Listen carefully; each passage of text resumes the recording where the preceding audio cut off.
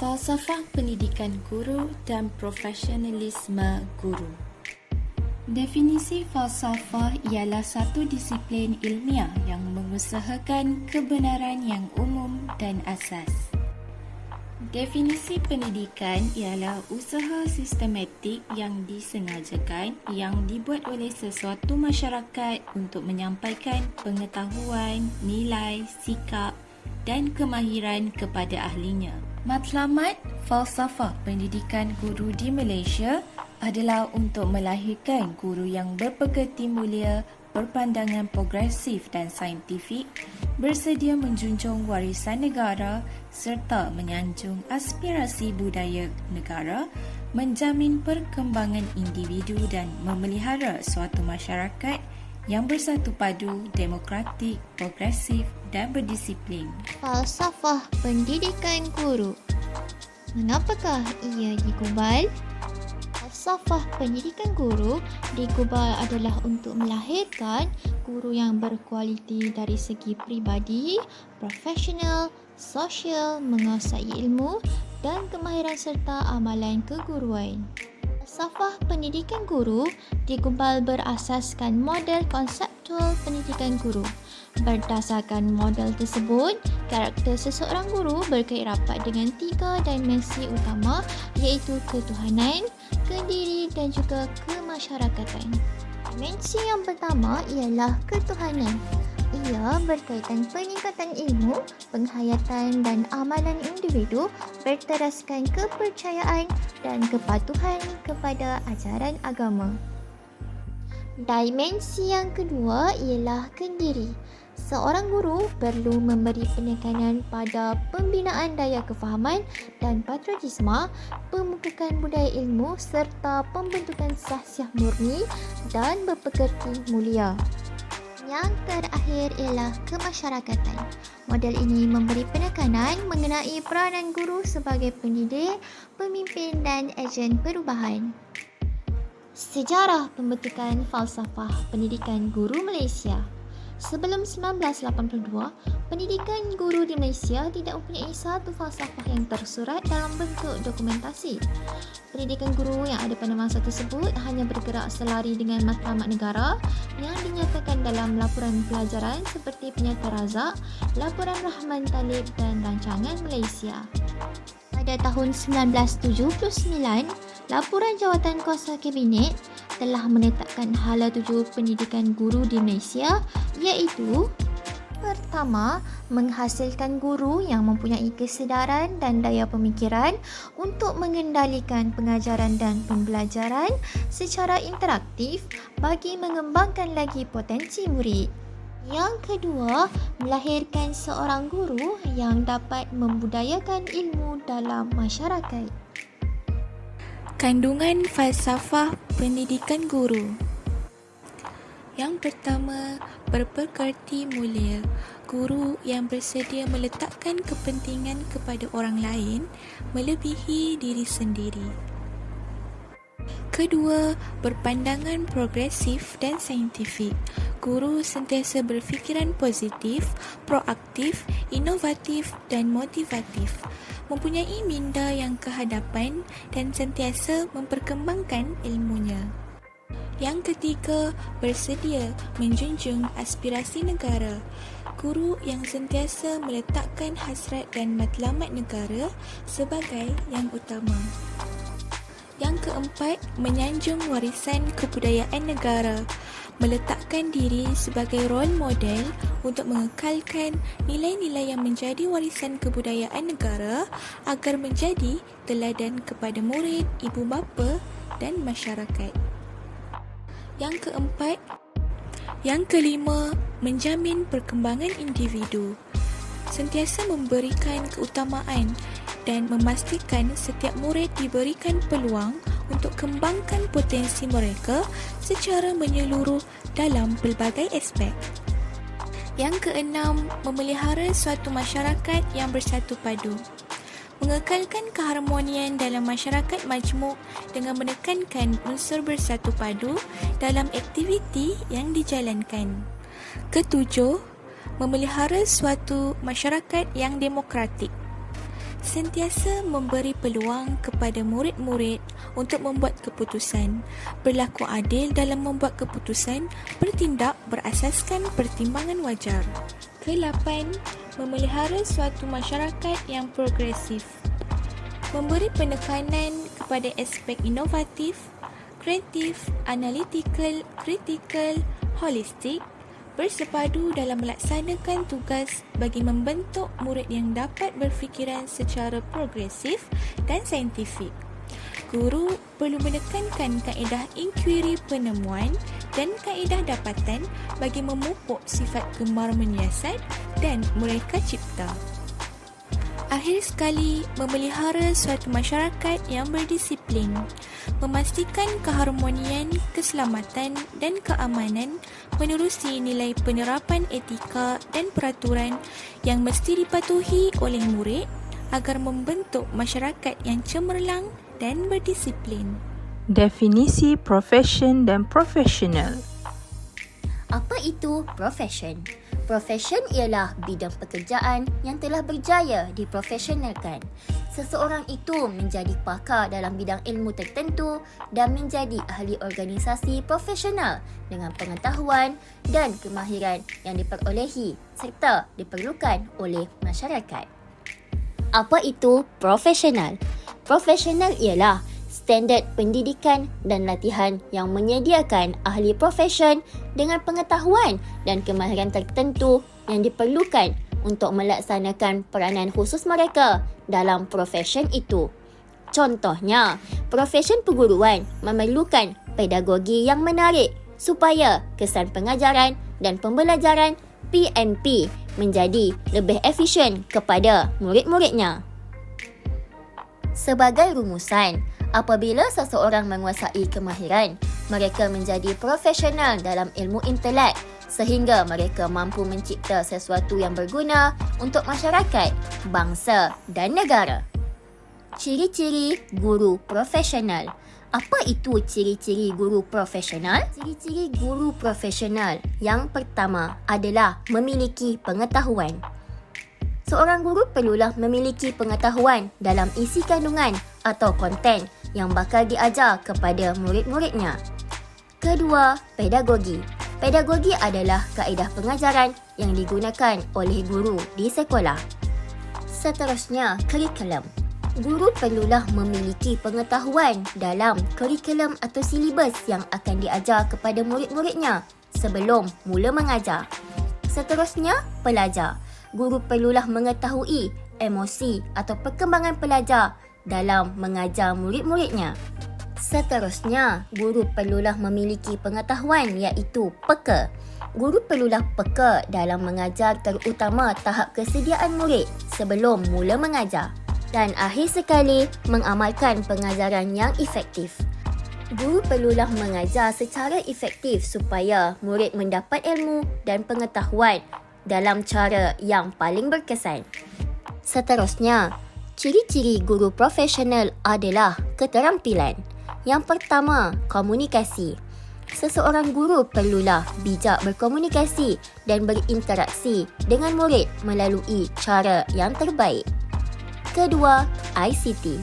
Melalui pembelajaran abad ke-21, seseorang guru perlulah mengetahui dan mengaplikasikan kemahiran digital seperti menggunakan video sebagai bahan bantu mengajar. Ketiga, kaedah dan teknik yang berkesan dalam mengajar. Seterusnya, pengurusan bilik darjah.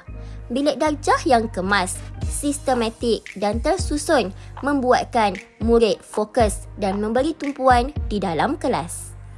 Seterusnya, pemikiran yang positif. Dalam menangani masalah di sekolah, seorang guru perlulah memiliki pemikiran yang positif untuk menyelesaikan masalah tersebut. Dan akhir sekali, menyanjung tinggi. Guru perlulah menyanjung tinggi profesion perguruan bagi menjaga martabat pendidikan di Malaysia. Akhir sekali, ciri-ciri guru profesional adalah sahsiah. Sahsiah adalah adab dan etika seseorang guru. Seseorang guru perlulah memiliki budi pekerti yang mulia, jujur, amanah dan bertanggungjawab, sabar dalam melayani kerenah murid-murid, komited dalam profession serta memiliki sifat sosial yang baik. Kriteria profession keguruan sebagai kerjaya profesional. Pendidik merupakan kerjaya unik. Guru sentiasa gairah dan teruja untuk memberikan yang terbaik dalam perkhidmatan. Guru haruslah memiliki tahap pengetahuan yang tinggi. Ia menyangkut kemampuan seorang guru dalam memahami karakteristik atau kemampuan yang dimiliki murid melalui berbagai cara. Cara yang utama ialah memahami murid melalui perkembangan kognitif, merancang pembelajaran dan pelaksanaan pembelajaran serta evaluasi hasil belajar sekaligus perkembangan murid. Kod etika merupakan unsur yang harus dimiliki oleh guru iaitu dengan cara menguasai materi pembelajaran secara luas dan mendalam. Seterusnya ialah persatuan. Ia merupakan kriteria yang harus dimiliki oleh seorang pendidik melalui cara yang baik dalam berkomunikasi dengan murid dan seluruh tenaga kependidikan atau juga dengan orang tua peserta didik dan masyarakat sekitar. Guru haruslah menjadi pendengar yang baik kepada anak didiknya. Guru tidak boleh memotong pembicaraan siswa, selalu mengadakan kontak mata dan menanyakan inti pertanyaan yang diajukan siswa. Dengan ini, pembelajaran yang berkesan dapat diwujudkan. Akhir sekali, guru haruslah menjadi kreatif dan menarik. Guru perlu melakukan eksperimen metod mengajar. Ia termasuk menggunakan produk teknologi untuk mendukung dan meningkatkan kualiti pengajaran. Guru perlu menggunakan contoh yang relevan dan menarik untuk membuatkan pelajar berminat untuk belajar. Guru tidak digalakkan monoton yang bermaksud tidak berubah intonasi ataupun ekspresi ketika mengajar kerana itu akan membuat pelajar cepat bosan. Standard Guru Malaysia.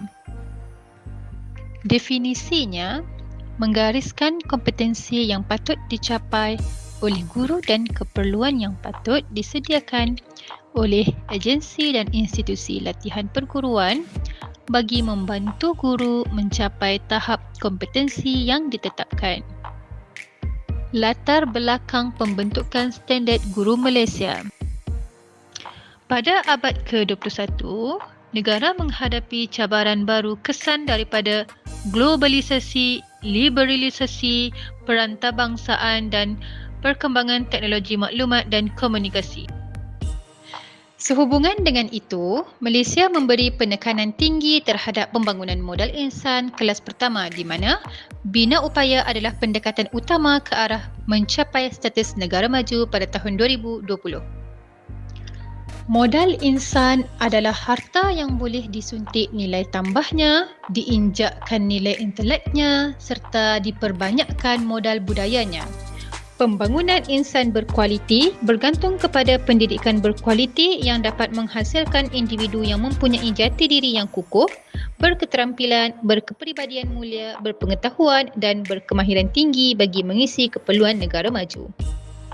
Pendidikan juga perlu membentuk modal insan yang mampu berfikiran kritis dan kreatif, berkemahiran menyelesaikan masalah, berkeupayaan mencipta peluang baru, mempunyai daya tahan serta kebolehan untuk berhadapan dengan persekitaran global yang sering berubah.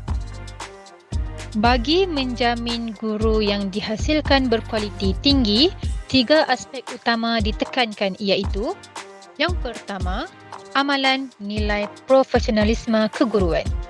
Yang kedua, pengetahuan dan kefahaman. Akhir sekali, kemahiran pengajaran dan pembelajaran. Rasional penggubalan Standard Guru Malaysia.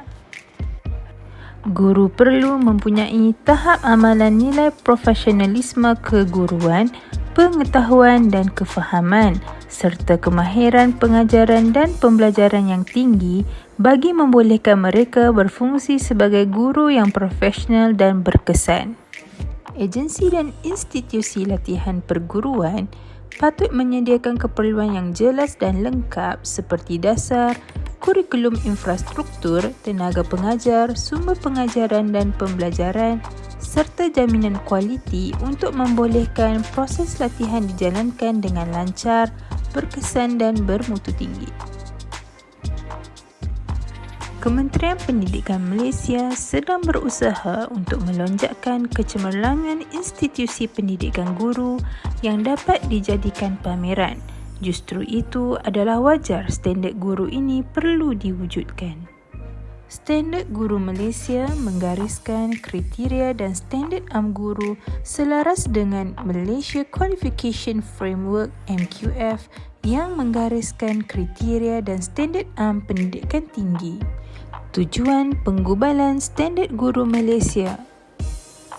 Tujuan Standard Guru Malaysia ditubuhkan adalah untuk mengenal pasti tahap kompetensi profesional guru dalam aspek amalan nilai profesionalisme keguruan, pengetahuan dan kefahaman serta kemahiran pengajaran dan pembelajaran.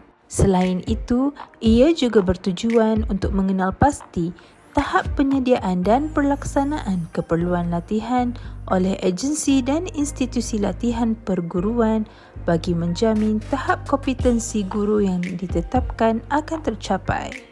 Seterusnya, Standard Guru Malaysia telah ditubuhkan untuk mengenal pasti dasar dan strategi pembangunan pendidikan guru yang patut ditambah baik sejajar dengan perkembangan dan cabaran semasa dunia pendidikan.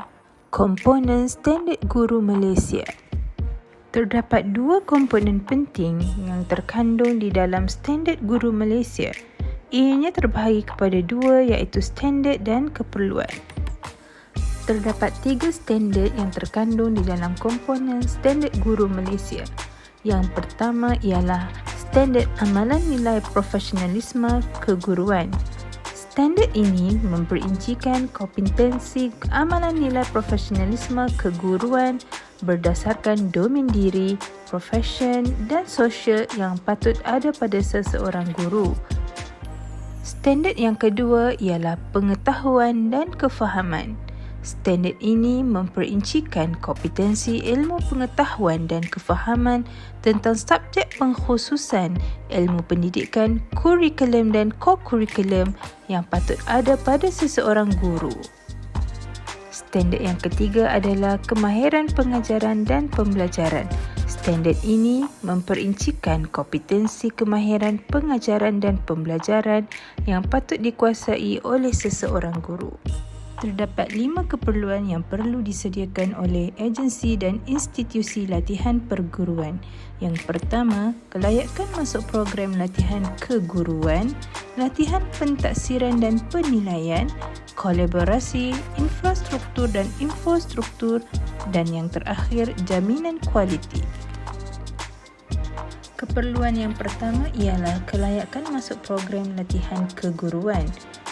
Keperluan ini memperincikan mengenai syarat dan kriteria serta prosedur pengambilan calon program latihan perguruan. Keperluan kedua pula ialah latihan, pentaksiran dan penilaian. Keperluan ini memperincikan program latihan, sistem pemantauan, pentaksiran dan penilaian. Keperluan ketiga pula ialah kolaborasi. Keperluan ini memperincikan permuafakatan antara agensi dan institusi latihan perguruan dengan pihak sekolah, institusi pendidikan tinggi tempatan dan luar negara, badan bukan kerajaan serta lain-lain institusi yang boleh memantapkan lagi latihan perguruan. Keperluan keempat pula ialah infrastruktur dan infostruktur. Keperluan ini memperincikan prasarana pengajaran dan pembelajaran, informasi dan komunikasi bagi mengoptimum kecekapan dan keberkesanan program latihan. Keperluan yang terakhir ialah jaminan kualiti. Keperluan ini memperincikan semua aspek perancangan dan pelaksanaan dasar, strategi, prosedur serta aktiviti bagi mewujudkan keyakinan bahawa kualiti latihan sentiasa terpelihara dan ditingkatkan secara berterusan. Perincian standard dan keperluan yang digariskan amat penting bagi menjamin program latihan yang dilaksanakan akan menghasilkan guru yang kompeten, kreatif, inovatif dan berketerampilan.